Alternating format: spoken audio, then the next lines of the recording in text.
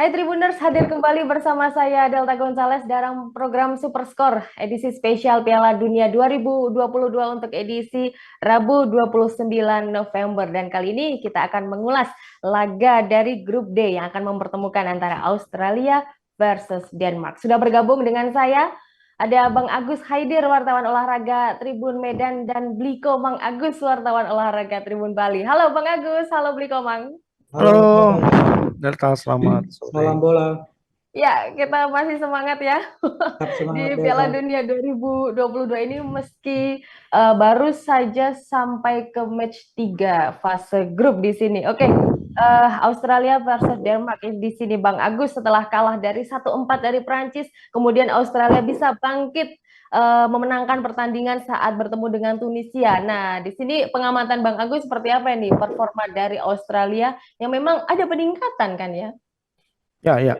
Eh, Australia, terutama ketika melawan ini ya, sebenarnya ketika melawan Prancis pun mereka di awal-awal pertandingan itu lumayan sih sebenarnya. Ya, Performa mereka lumayan, tapi kemudian eh, eh, selain strategi Deschamps juga pengalaman berbicara ya, ya. pengalaman baik pengalaman secara tim maupun pengalaman per individu pemain. Ya, kita tahulah pemain-pemain Prancis ini kan sudah menang ini ya, sudah berpengalaman bermain di kompetisi-kompetisi yang besar Ya. seperti Liga Champions, dan mereka juga sudah berkali-kali bermain di Piala Dunia dan juga Piala Eropa. Sementara pemain-pemain Australia ini kan kebanyakan uh, walaupun bermain di Eropa, tapi uh, kasta kompetisinya lah bisa kita bilang seperti itu tidak sewah pemain-pemain Prancis. Ya. Nah, tapi kemudian mereka ketika bermain melawan Tunisia itu uh, lumayan menunjukkan peningkatan performa ya, mungkin karena lawannya juga Iya. lawannya kualitasnya hampir-hampir setara mereka, jadi bisa bisa lebih mengimbangi gitu. Nah, Iya. Oke. Dan Australia tetap dalam performa terbaiknya meskipun juga tidak ada nama-nama besar seperti Australia zaman dulu kalau kita ingat ya Bang Agus, ada ya. Harry Kewell, ada juga Tim Cahill. Tapi Ada sekarang ada Mark Bosnich. Kalau sekarang ya ya, siapa? Paling Matthew Ryan lah kipernya ya, yang ya, main di Copenhagen. ya betul. Nah itu untuk Australia sendiri saat lawan Denmark ini juga memang sudah mengantongi ada modal 3 poin di sini yang lebih diuntungkan untuk bisa berpeluang lebih besar bisa lolos 16 besar itu dari Australia. Beli Komang untuk Denmark di sini nampaknya juga perjalanannya akan lebih berat karena ditahan imbang Tunisia dan juga dikalahkan oleh Prancis. Seperti apa ini Denmark ini? Ini bukan Denmark yang kita kenal selama ini menurut saya di Piala Dunia 2022 ini. Ya, pertandingan ketiga melawan Australia ini menjadi pertandingan sangat menentukan ya bagi langkah Heeh, Denmark. heeh. Mereka wajib menang ya untuk bisa lolos ke babak selanjutnya ke babak 16 besar. Sembari berharap bahwa Tunisia juga tidak akan menang melawan Prancis. Ya, Kalau kita lihat, kalau kita bicara peluang lolos Denmark dan Australia, tentu Australia lebih terbuka peluangnya ya. Karena Australia bila menang atas Denmark otomatis akan lolos, dan seri pun masih punya peluang untuk lolos heeh. apabila Tunisia kalah atau seri lawan Prancis. Jadi secara peluang, hitung-hitungan peluang, Australia lebih berpeluang untuk lolos ke 16 besar dibanding Denmark. Dan Ya, kalau kita lihat memang perjalanan Denmark di Piala Dunia 2022 Qatar ini, dari dua laga yang sudah dilakoni, memang kita lihat Denmark belum tampil ya seperti yang Denmark kita kenal ya. Jadi jauh dari harapan ya. Jadi belum menunjukkan penampilan terbaik mereka. Denmark gagal mengalahkan Tunisia yang notabene termasuk tim yang lemah ya di grup ini ya. Hanya bisa bermain imbang, kemudian kalah dari Prancis ya, dan menghadapi Australia nanti ya mau tidak mau Denmark harus harus menemukan ciri khas permainannya, menemukan iya. mengembalikan permainan terbaiknya untuk bisa menang atas Australia, meskipun ya kalau saya lihat sih peluangnya agak berat ya. Heeh. Meskipun ya kita tahu bahwa Denmark ini kadang kadang tiba-tiba meledak ya. Sesuai dengan julukannya seperti julukannya tim dinamit ya. Jadi Ya, kalau kita lihat di Euro 2020 20. yang lalu di dua laga awal penyisian grup mereka juga kalah ya di dua laga awal, tapi di laga terakhirnya justru bisa menang besar atas Rusia, kemudian lolos sebagai runner up grup. Jadi bahkan waktu itu mungkin kita masih ingat bagaimana Christian Eriksen ya ada kena serangan jantung waktu itu, Ya, ada insiden. drama ya yang mengiringi perjalanan Denmark, bahkan akhirnya Denmark bisa melaju sampai semifinal sebelum akhirnya dikalahkan secara kontroversial ya oleh Inggris di semifinal. Ya, kita tahu kalah dari Inggris gara-gara diving Raheem Sterling ya. Jadi itulah Denmark ya. Bisa jadi di laga ketiga ini Denmark bakal meledak.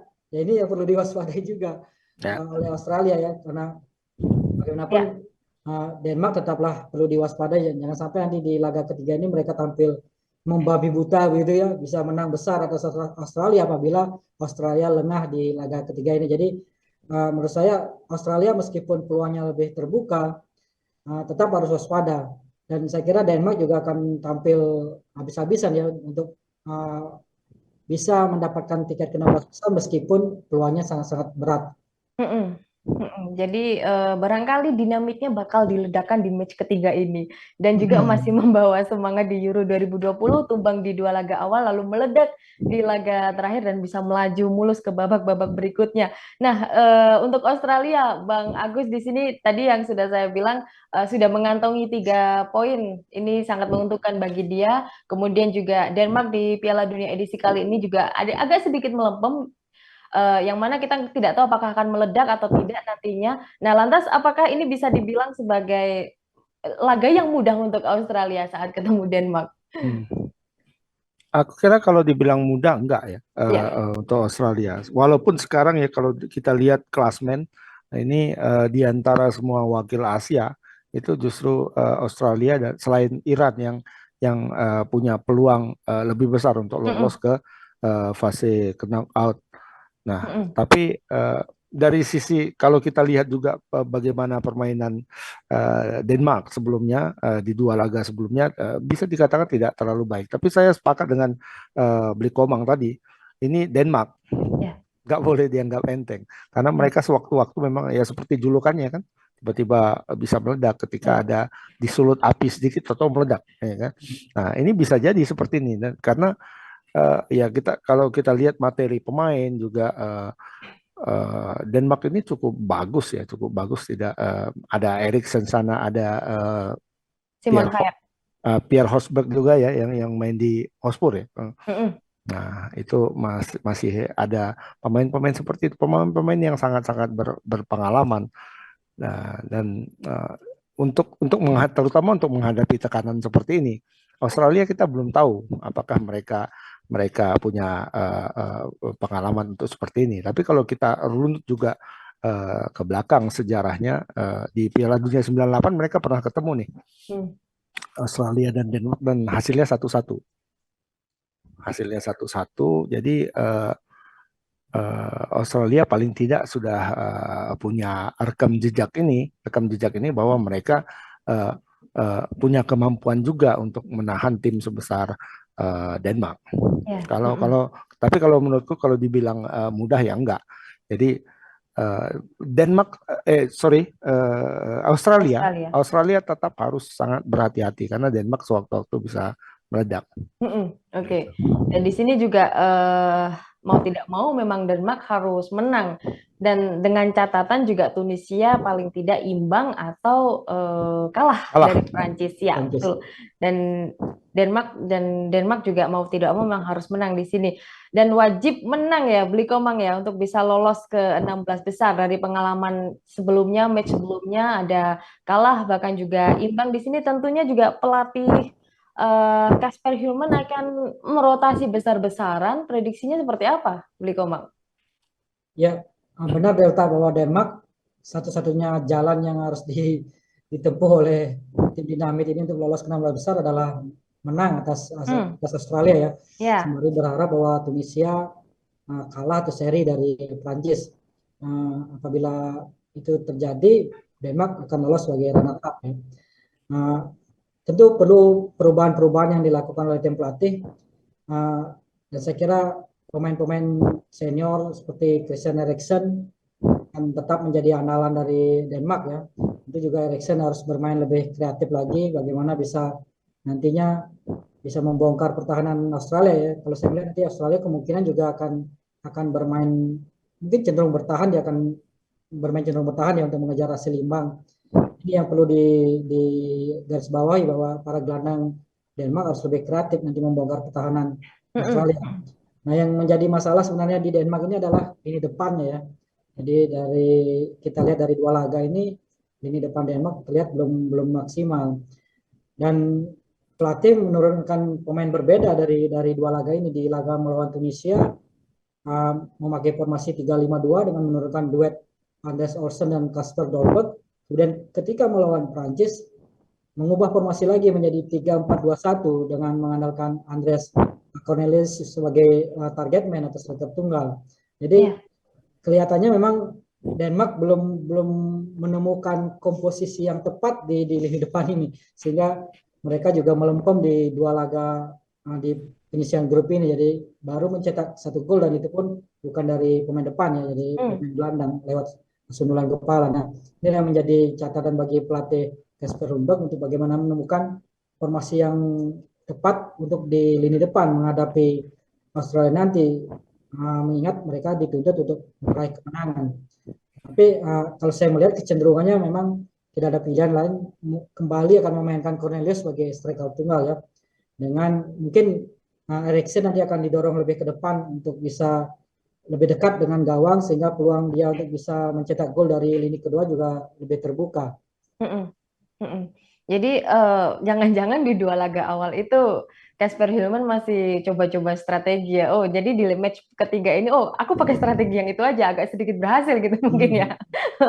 Oke, di sini Denmark. Kelihatan bahwa pelatih Denmark belum menemukan ini ya, formula yang tepat ya. Jadi dari 2 laga di Piala Dunia ini. Jadi kita nantikan nanti di laga Australia seperti apa strategi akan dipakai oleh pelatih Denmark ini. Ya, oke. Kalau memang ini Denmark wajib menang dalam laga versus Australia ini, dan mungkin ada sedikit skenario gol di papan klasemen, akan seperti apa prediksi skornya ini dari Bang Agus dan juga Bli Komang? Bang Agus. Ya, mungkin menyambung Bli Komang juga sedikit tadi. Ya mungkin Denmark itu sekarang agak-agak belum meledak, itu mungkin karena mereka tidak punya striker yang betul-betul ditakuti oleh lawannya. Iya.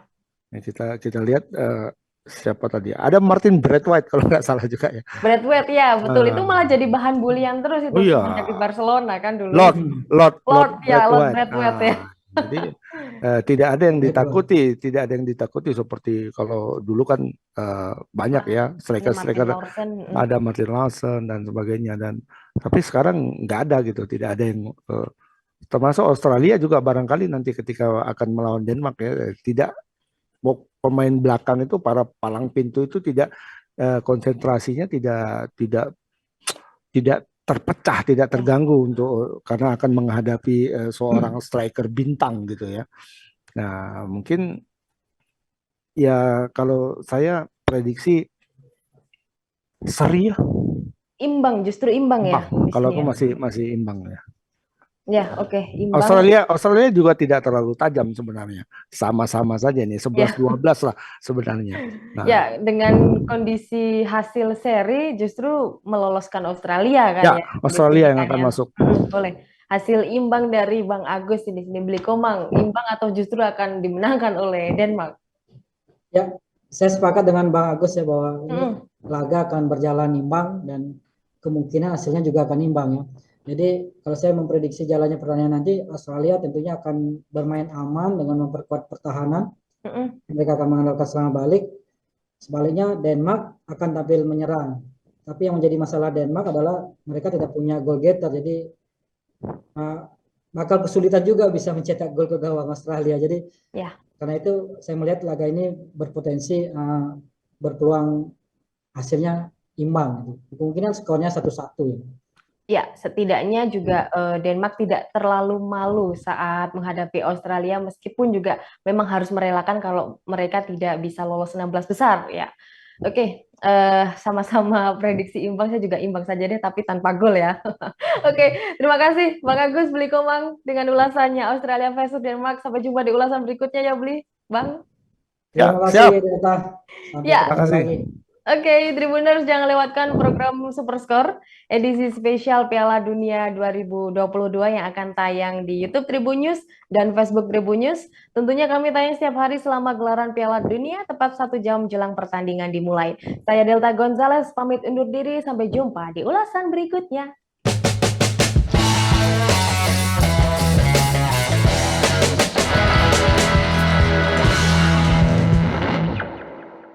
Terima kasih sudah nonton. Jangan lupa like, subscribe, dan share ya.